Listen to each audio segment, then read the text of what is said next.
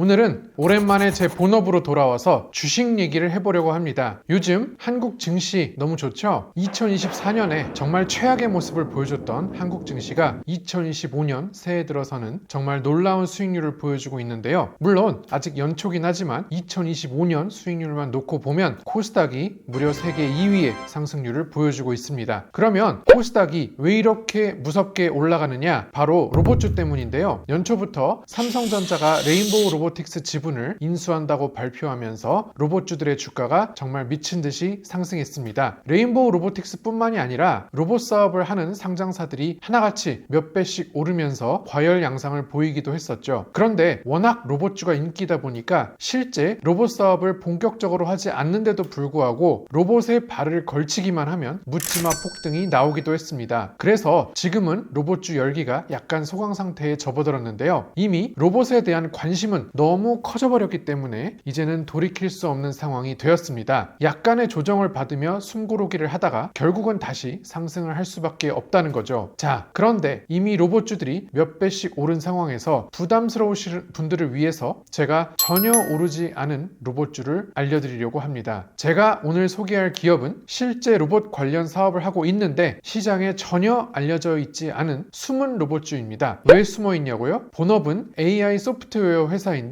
로봇 기업을 100% 자회사로 두고 있기 때문입니다. 여러분들 어딘지 많이 궁금하실 텐데요. 바로 CU박스입니다. CU박스는 2023년 5월에 상장한 AI 소프트웨어 기업입니다. 상장한 지 오래되지 않았다 보니 아무래도 좀 생소한 분도 계실 겁니다. CU박스를 아는 분들도 얼굴 인식 기술의 강점을 가진 AI 기업이다 정도만 알고 계실 것 같은데요. CU박스는 로봇 전문 기업 유온 로보틱스를 100% 자회사로 가지고 있습니다. 유온 로보틱스는 어떤 로봇 회사냐 궁금하실 텐데요. 긴 말할 거 없이 영상으로 보겠습니다. 2024년 국제물류산업대전에 참가했던 영상인데요. CU박스의 로봇이 물류 자동화를 하는 모습을 보여줍니다. 이 로봇이 물건을 자동으로 인식해서 분류를 하는 건데요. CU박스의 핵심 기술이었던 얼굴인식 AI 기술이 이제는 사물인식으로 넓혀져서 로봇에 적용된 물류 자동화 시스템입니다. 지금은 쿠팡 같은 데서도 사람이 일일이 물건 분류 작업을 하고 있죠. 생각해보면 사물인식이 사람한테는 너무 쉬운 게 로봇한테는 어렵습니다. 여기 영상에 보이는 과자를 보면 사람은 새우깡이 이렇게 찌그러져 있든 저렇게 찌그러져 있든 뒤집혀 있든 똑같은 새우깡으로 인식하는데 로봇은 그게 힘들었다는 겁니다. 바코드를 찍는다 해도 바코드 부분이 구겨져 있으면 인식이 안 되겠죠. 그러다 보니 자연히 물건을 식별하는데 너무 많은 시간이 소요되고 오류도 많으니까 그냥 사람이 해버리는 게 낫겠다 한 거죠. 그런데 CU박스의 엄청난 기술력으로 사람보다 로봇이 훨씬 사물인식이 빠르고 정확해졌다는 겁니다. 이는 얼굴인식으로 탄탄한 기술력을 다져온 CU박스의 경쟁력 덕분이라고 볼 수 있겠죠. 자, 그런데 CU박스의 로봇이 물류 자동화 로봇이다 보니까